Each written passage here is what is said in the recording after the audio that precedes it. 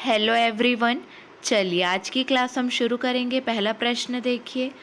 पूर्व प्रधानमंत्री भारत रत्न श्री राजीव गांधी की जयंती पर मतलब 20 अगस्त को राजीव गांधी किसान न्याय योजना की दूसरी किश्त के रूप में छत्तीसगढ़ के किसानों को कितने रुपए का भुगतान किया गया? सही जवाब है 1745 करोड़ रुपए का भुगतान किया गया। गोधन न्याय योजना के हितग्राहियों को 5.24 करोड़ रुपए का भुगतान किया गया। राजीव गांधी किसान न्याय योजना में किसानों को अब तक 14,665 करोड़ रुपए का भुगतान किया गया। गोबर विक्रेताओं को अब तक 158.24 करोड़ रुपए का भुगतान किया गया है। सबसे ज़्यादा वर्मी कंपोस्ट का उपयोग करने वाले किसानों को राज्योत्सव के अवसर पर सम्मानित किया जाएगा। अगला प्रश्न देखिए। छत्तीसगढ़ में राजीव गांधी किसान न्याय योजना के तहत इनपुट सब्सिडी के रूप में धान उत्पादक किसानों को कितने रुपए प्रति एकड़ के मान से राशि दी जाएगी? सही जवाब है 9,000 रुपये। ये प्रश्न हमने पहले की क्लास में भी देखा है। ये क्वेश्चन इम्पॉर्टेंट है, ध्यान देंगे। राजीव गांधी किसान न्याय योजना के तहत इनपुट सब्सिडी के रूप में धान उत्पादक किसानों को 9,000 रुपये प्रति एकड़, सुगंधित धान तथा खरीफ की अन्य फसल लेने वाले किसानों को 10,000 रुपये प्रति एकड़ और वृक्षारोपण करने वाले किसानों को 3 वर्ष तक 10,000 रुपये प्रति एकड़ के मान से राशि दी जाएगी। ध्यान देंगे, मुख्यमंत्री ने कहा कि अयोध्या में 1200 एकड़ में सुगंधित धान सीजी देवभोग बोया गया है। अगला प्रश्न। छत्तीसगढ़ राज्य योजना आयोग द्वारा तैयार किए गए डिस्ट्रिक्ट इंडिकेटर फ्रेमवर्क DIF और टास्क फोर्स के प्रतिवेदनों का विमोचन किसने किया? सही जवाब है मुख्यमंत्री भूपेश बघेल ने विमोचन किया है। मुख्यमंत्री श्री भूपेश बघेल ने सतत विकास लक्ष्य SDG के जिला स्तर तक स्थानीयकरण एवं सतत प्रभावी मॉनिटरिंग की सुनिश्चितता हेतु छत्तीसगढ़ राज्य योजना आयोग द्वारा तैयार किए गए डिस्ट्रिक्ट इंडिकेटर फ्रेमवर्क DIF और टास्क फोर्स के प्रतिवेदनों का विमोचन किया। अगला प्रश्न देखिए। स्वर्गीय श्री वामनराव लाखे की पुण्यतिथि कब मनाई जाती है? सही जवाब है 21 अगस्त को मनाई जाती है। मुख्यमंत्री श्री भूपेश बघेल ने स्वर्गीय श्री वामनराव लाखे की पुण्यतिथि 21 अगस्त पर उन्हें नमन किया। श्री बघेल ने स्वतंत्रता संग्राम और सहकारिता के क्षेत्र में श्री लाखे के अमूल्य योगदान को याद करते हुए कहा है कि छत्तीसगढ़ में सहकारिता के माध्यम से श्री लाखे ने किसानों सहित लाखों लोगों के आर्थिक विकास की मजबूत आधारशिला रखी। उन्होंने छत्तीसगढ़ में सहकारिता की नींव रखते हुए रायपुर में सहकारी बैंक की स्थापना की। राष्ट्रीय स्वतंत्रता संग्राम के दौरान उन्होंने छत्तीसगढ़ में जन जागरण के लिए अपना अमूल्य योगदान दिया।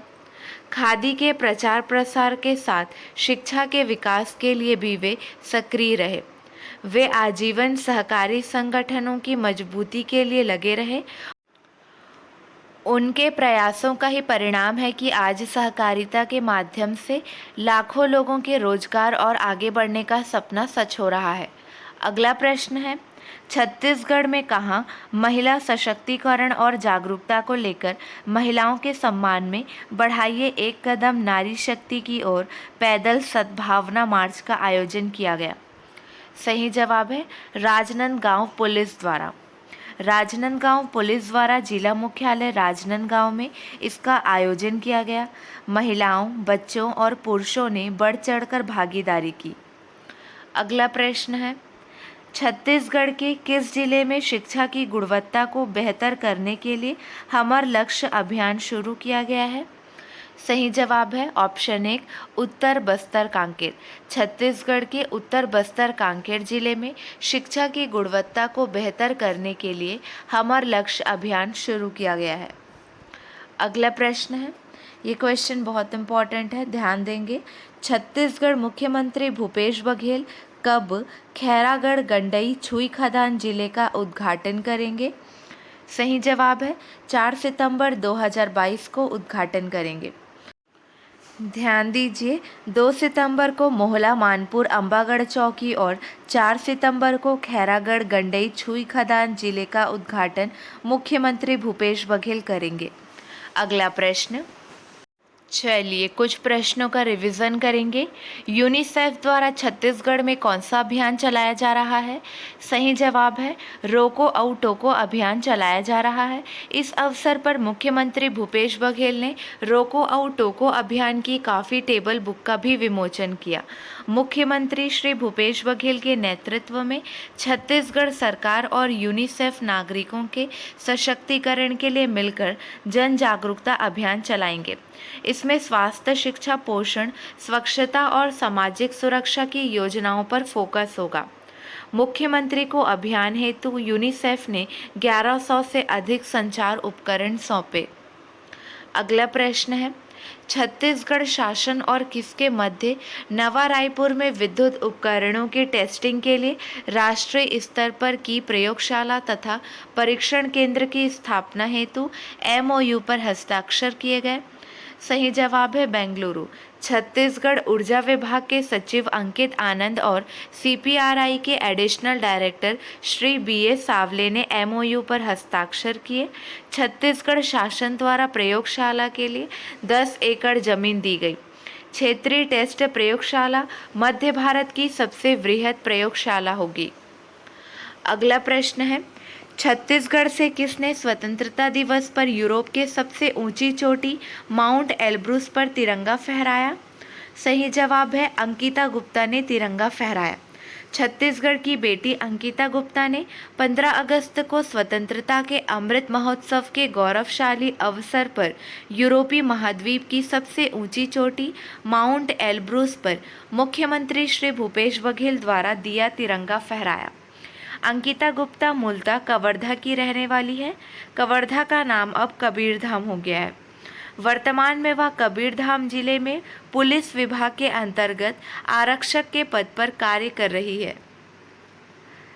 चलिए ध्यान देंगे, यूरोपीय महाद्वीप की सबसे ऊंची चोटी माउंट एल्ब्रूस की ऊंचाई 5642 मीटर यानी 18,510 फीट है। क्लियर है?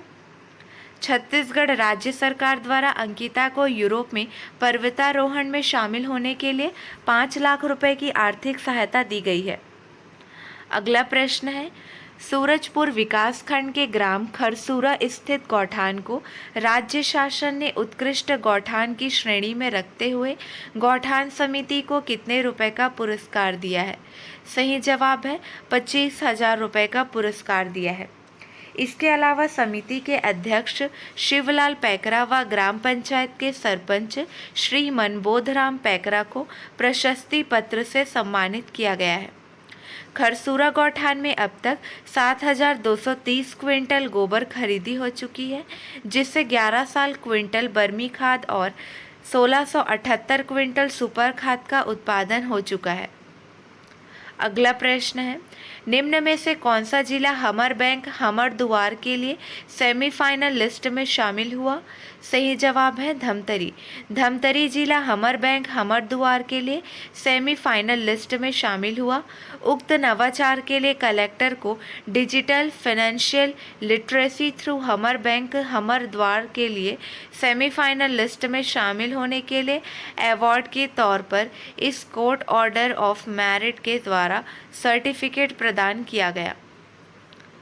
अगला प्रश्न है, छत्तीसगढ़ की राजधानी रायपुर में द जंगल रंबल बॉक्सिंग प्रतियोगिता में विजेंदर सिंह और एलियसु सूले के बीच मुकाबले में किसने जीत हासिल की? सही जवाब है विजेंदर सिंह ने जीत हासिल की। द जंगल रंबल बॉक्सिंग प्रतियोगिता का 5वां दिलचस्प मुकाबला विजेंदर सिंह और एलियसु सूले के बीच हुआ। विजेंदर सिंह ने जीत हासिल की। इमेज देखिए। चलिए आपके लिए 2 प्रश्न हैं, इसका सही जवाब आपको कमेंट सेक्शन में देना है। छत्तीसगढ़ के कितने अधिकारियों को पुलिस वीरता पदक से सम्मानित किया गया है? अगला प्रश्न, छत्तीसगढ़ के बीजापुर से किन्हें सराहनीय सेवा के लिए भारतीय पुलिस पदक प्रदान किया गया है? चलिए आज के लिए बस इतना ही। अगले वीडियो में मिलेंगे नए प्रश्नों के साथ। Keep watching and keep learning.